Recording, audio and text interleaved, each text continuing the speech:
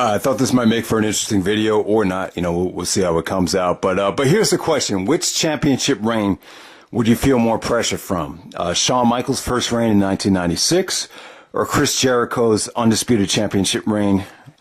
He won it in 2001, lasted until WrestleMania 18 going into 2002. So which championship reign would you feel more pressure from? If you had to go back into a time machine and they give you two choices, Shawn Michaels' reign from 1996 or Jericho's reign from 2001 into 2002, which championship reign had more pressure and more stress attached to it? Now, Jericho and Shawn Michaels, they both used their athleticism and charisma to get to the top. These two guys have had, great feuds, great matches, but these two title reigns are very, very different. They couldn't be more different if you think about it. In 1996, when Shawn Michaels won the title, you got to remember Bret Hart asked for time off to go film. Believe he went to go film a movie in Canada. So, there was really, besides The Undertaker, there was really no star power. All the house shows, the television ratings, the pay-per-view buy rates, it all rested on Shawn Michaels' shoulders. And he felt enormous stress and pressure to go out there and deliver above and beyond expectations for every single pay-per-view.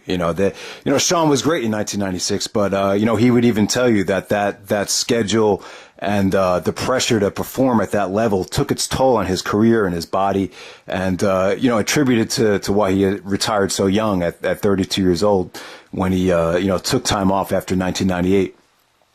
But yeah, that's the pressure Shawn Michaels faced. On top of that, very important, I got to remember, WCW started overtaking them in the ratings, and I'm sure that probably added to Shawn Michaels' pressure and stress as well. So would you rather go back in time and the luxury that Shawn Michaels had was he was the man. So there's no way. So Shawn could always say, "You can't fire me, because even if you did fire me, or if you did take the title off of me, I'm still the best you have," because there really wasn't a lot of competition at that time when you look at the roster in 1996. So would you rather go back and relive that reign or this reign, the Chris Jericho Undisputed Championship reign?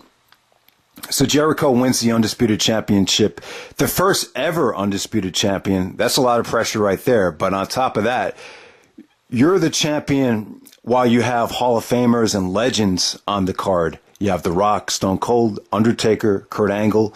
You have, the NWO, Scott Hall, Kevin Nash. You have the return of the immortal Hulk Hogan. You have Ric Flair. You got countless household names in professional wrestling, and you're the undisputed champion. You're the guy that's coming out with two overblown championship titles. The first guy in years and years and years that's ever held the WWF and the WCW titles at the same time, coming out to the ring at the same time with both belts.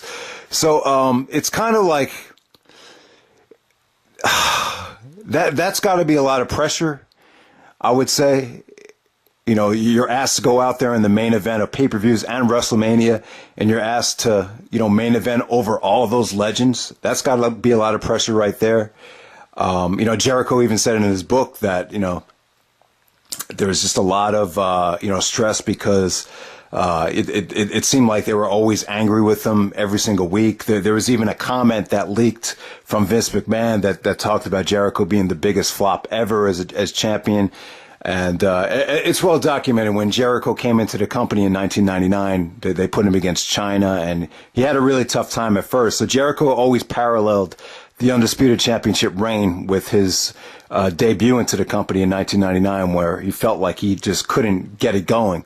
So he was like, "Oh, how did this become 1999 all of a sudden?" That's a direct quote from Jericho. So if you guys didn't know, he wasn't happy as Undisputed Champion. He was very I don't know what to say, but there was moments of anger, and probably the best moment came when he was feuding with The Rock. He had this great promo where The Rock was acting like Jericho was a joke, that it was like a no-brainer that The Rock was going to win the championship back at the Royal Rumble and main event WrestleMania. Everyone pretty much thought that was going to happen, but then Jericho cut The Rock off and said, "No, I am not a joke.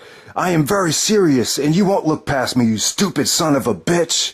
And that was that promo, and then the match with The Rock when he backed it up. That was probably the brightest spot of the championship reign.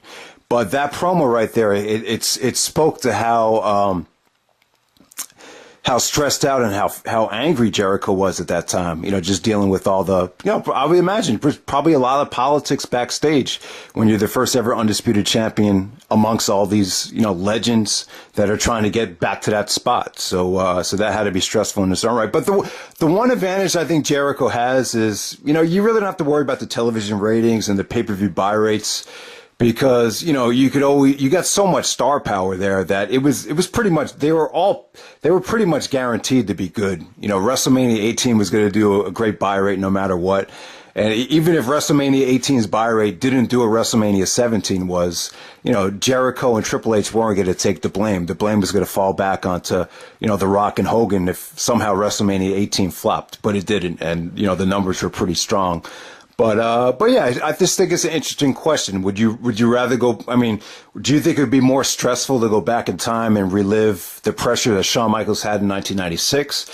Or would you feel more pressure having to carry the Undisputed Championship amongst all these wrestling legends in 2001 going into 2002 like Chris Jericho did? So I think it's a pretty interesting question. Let me know what you guys would pick for, and I'll see you guys. Hopefully, I'll be back for a review of Great Balls of Fire featuring the Samoa Joe and Brock Lesnar championship match. Also, someone told me that Global Force and Impact have merged, and now they're being called Global Force. I'll just say I think it's about time.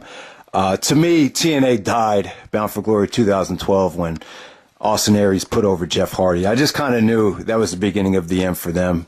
And, you know, I just really haven't cared about TNA in years and years and years. So I'm kind of glad that Impact, TNA, whatever you want to call it, they're being merged with Global Force Wrestling. But, you know, I'm not really interested in, you know, that company right there. But, you know, I kind of knew it would happen. But yeah, let me know what you guys thought about this video and who you would pick, Jericho's reign or Michael's reign. Which reign had more stress in retro?